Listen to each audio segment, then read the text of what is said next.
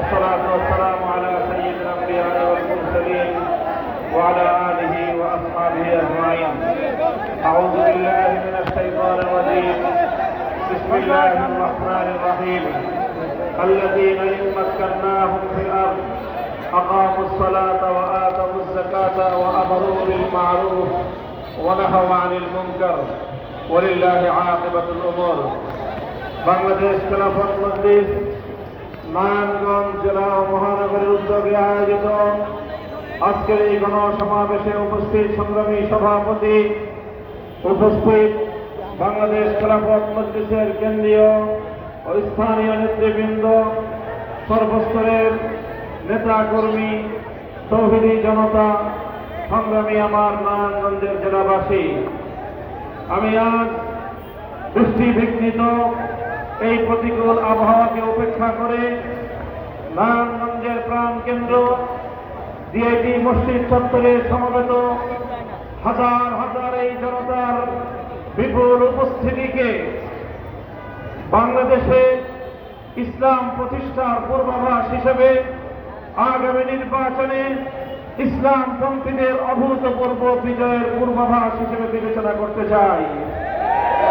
সেজন্য আমি মহান আল্লাহ পাক রব্বুল আলামিনের দরবারে শুকরিয়া আদায় করছি, যেই মহান রব্বুল আলামিন দীর্ঘ আন্দোলন সংগ্রাম, দীর্ঘ ত্যাগ তিতিক্ষা, গুম খুন হত্যাকাণ্ডের এক দীর্ঘ পথ পাড়িয়ে অসংখ্য অগণিত মানুষের জীবন এবং শাহাদাতের মধ্য দিয়ে ফ্যাসিবাদ বিরোধী আন্দোলনে 2024-এর জুলাই অভ্যুত্থানের মধ্য দিয়ে বাংলাদেশে যে অভূতপূর্ব ইসলামের অনুকূল পরিবেশ আল্লাহ পাক সৃষ্টি করেছেন, সেই মহান রব্বুল আলামিনের দরবারে আমরা শুকরগুজারি আদায় করি।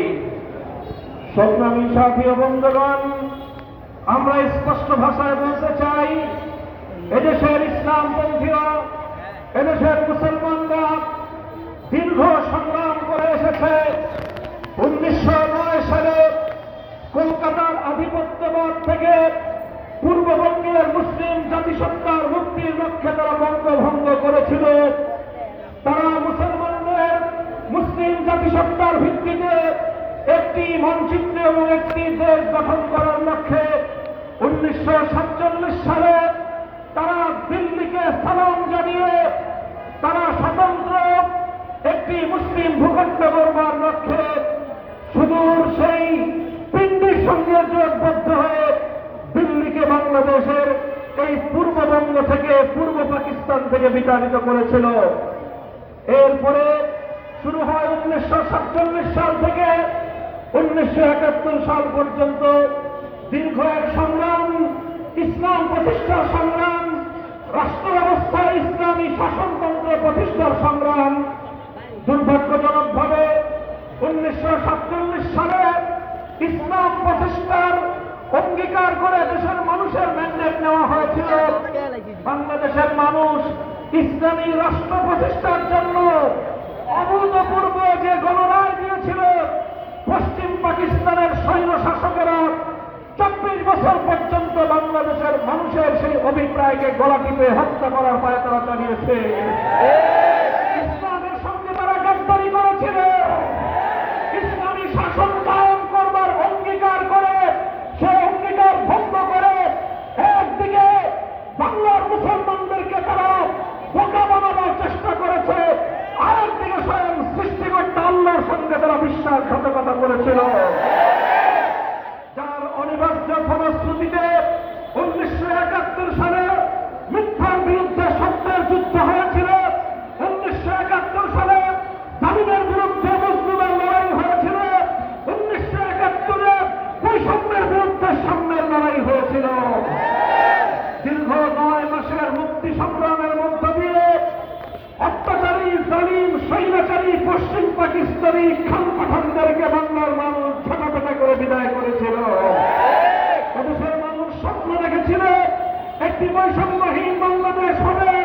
এদেশের মানুষ রক্ত দিয়ে, জীবন দিয়ে তারা স্বপ্ন দেখেছিল একটি শান্তির রাজ কায়েম হবে।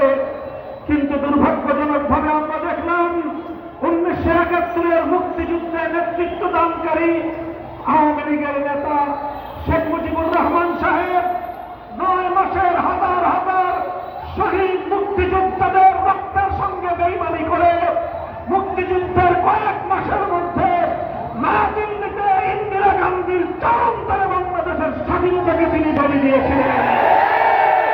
তিনি দিল্লি থেকে ধর্মনিরপেক্ষতা নামক এক কুফরি মতবাদকে এনে বাংলার মানুষের উপর চাপিয়ে দিলেন, যে বাংলার মানুষ শত শত বছর ধরে ইসলামী শাসন, কোরআনের শাসন কায়েম করবার জন্য দিল্লিকে তালাক দিয়েছিল, কলকাতাকে লাথি মেরেছিল।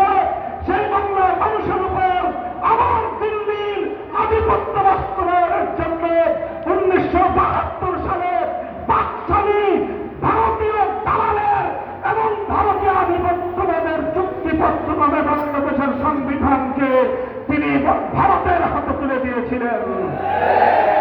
এরপরে ইতিহাস, গাদ্দারির ইতিহাস, এরপরে ইতিহাস 71-এর মুক্তিযুদ্ধের চেতনার নামে 72-এর ভারতীয় দালালির সংবিধান এবং ভারতীয় দালালির আধিপত্যবাদের ইতিহাস রচনা করবার ইতিহাস এবং 71-এর নামে 72-এর ভেজাল চেতনা মার্কেটিং করবার ইতিহাস। 53 বছর পর্যন্ত আমরা দেখেছি যখনই এদেশের মানুষ ভারতীয় আধিপত্যবাদের বিরুদ্ধে রুখে দাঁড়াবার চেষ্টা করেছে, যখনই এদেশের মানুষ ধর্মনিরপেক্ষতা নামক ভারতীয় আধিপত্যবাদকে বাংলাদেশ থেকে উৎখাত করবার চেষ্টা করেছে, তখনই এদেশের মানুষকে রাজাকার এবং মুক্তিযুদ্ধ স্বাধীনতা বিরোধী ত্যাগ দিয়ে শেখ হাসিনা এবং তার দোসরেরা বাংলাদেশকে ভারতের একটি অঙ্গরাজ্যে পরিণত করবার পায়তারা চালিয়েছিল। চূড়ান্তভাবে জুলাই অভ্যুত্থানের সময় যখন আমার 4 কোটি ছাত্র জনতা মেধার ভিত্তিতে বাংলাদেশকে গঠন করবার যৌক্তিক দাবি নিয়ে মাঠে নামল, তখন ভারতীয় সেনাবাসী শেখ হাসিনা আমার 4 কোটি সোনার সন্তানকে রাজাকারের বাচ্চা বলে গালি দিয়েছিল। সেদিনই আমাদের সোনার ছেলেরা বলেছিল, অধিকার চাইলে যদি রাজাকার হতে হয়, দেশের সামনের কথা বললে যদি রাজাকার হতে হয়, বৈষম্যের বিরুদ্ধে কথা বললে যদি রাজাকার হতে হয়, দিল্লির বিরুদ্ধে স্লোগান তুললে যদি রাজাকার হতে হয়, প্রতিটি শিক্ষাঙ্গনে স্লোগান উঠেছিল আমি কে তুমি কে। সেদিনই শেখ হাসিনার ক্ষমতার কফিনে সর্বশেষ ব্রেক ঢুকে গিয়েছিল। সংগ্রামী সাথী ও বন্ধুগণ, অতীতের তিক্ত অভিজ্ঞতাকে স্মরণ করে আমি আজ বাংলাদেশের ঐতিহ্যবাহী আন্দোলন সংগ্রামের এই গৌরবোজ্জ্বল ভূমি নারায়ণগঞ্জের রাজপথে আমি বলতে চাই, 71-এর মুক্তিযুদ্ধের চেতনাকে যেভাবে 72-এর পাকশালী সংবিধানের মাধ্যমে চিন্তায় এবং হাইজ্যাক করা হয়েছিল, আবার 24-এর গণ অভ্যুত্থানের চেতনাকে হাইজ্যাক করার চেষ্টা চলছে। পরিষ্কার ভাষায় বলতে চাই, 2024-এর জুলাই বিপ্লবের চেতনাকে যদি কেউ বাইপাস করে আগামীর বাংলার রাজনীতির গতিপথ নির্ধারণ করতে চায়, রাজপথে যুদ্ধ হবে।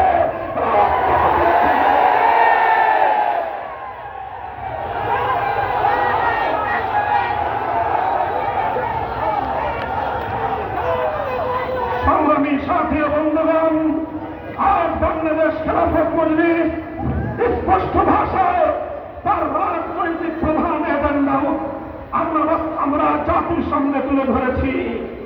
আমাদের এখন প্রথম এবং প্রধান এজেন্ডা হল আগামীর বাংলাদেশ 72-এর আদর্শে পরিচালিত হতে পারে না। আগামীর বাংলাদেশে 72-এর সংবিধান চলতে পারে না।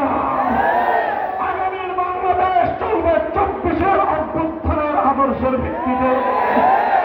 তাই অন্তর্বর্তীকালীন সরকারের প্রধান